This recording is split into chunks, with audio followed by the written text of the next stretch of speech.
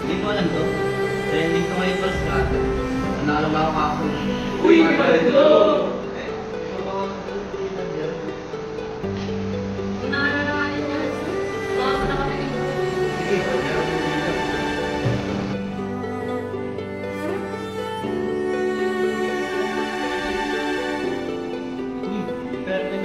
Tuwan mo mamaya.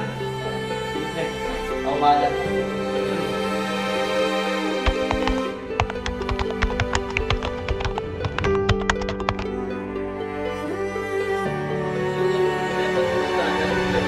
Kita ko ilang araw pa lang. Ay, pagkuhan na rin.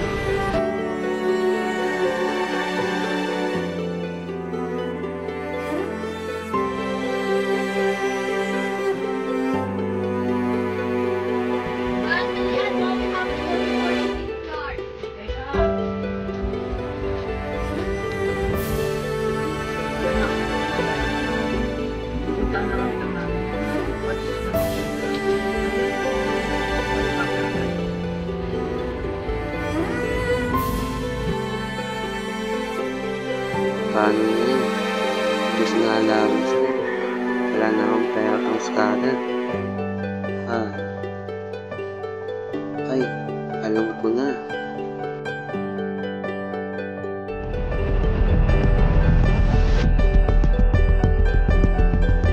Kunti lang naman.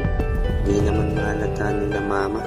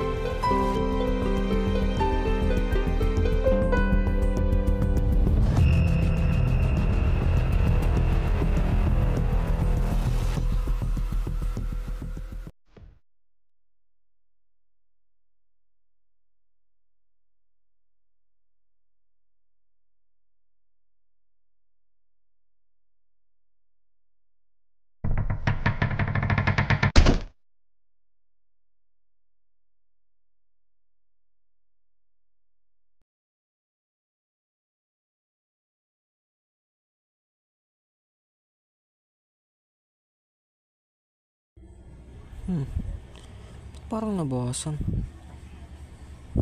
Kumuha siguro si Thea para sa groceries.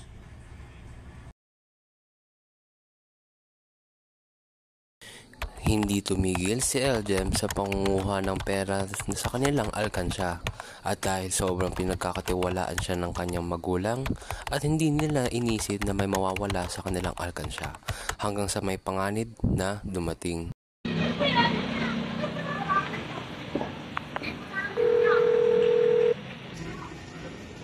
Bakit po? I'll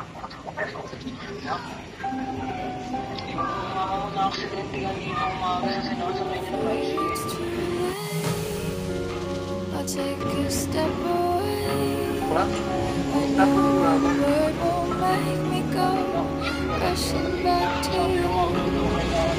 So I'll just shut my eyes, forget that you're mine. I'll go from nothing on your moment and just letting it go. Opo pa. Sige po. Paano yan? Halos umubos ko na yung pera sa alkad sa kakaskater.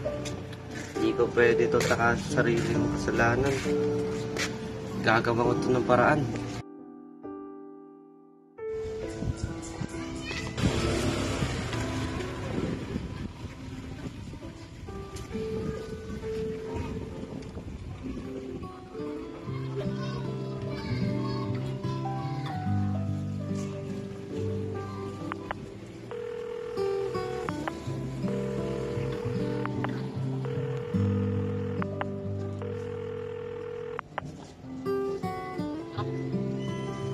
Pa, manahaw ka.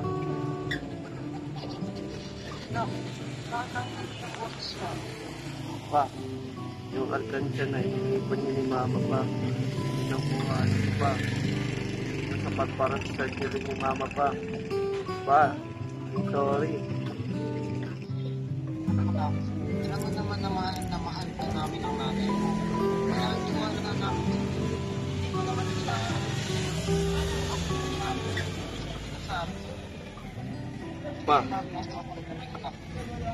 Pa, gagawin ko po ito ng paraan. Hindi ko alam na may kinakhan lahat ng mga action ko. Pa, gagawa ko ng paraan, promise.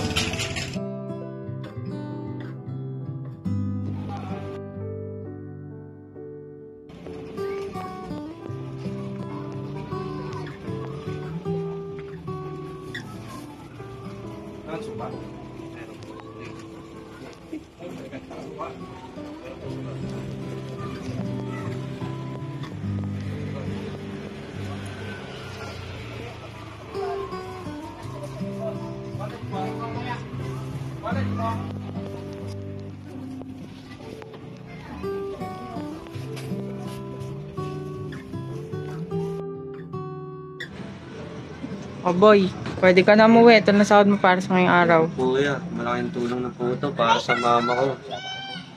Yeah, bukas ulit.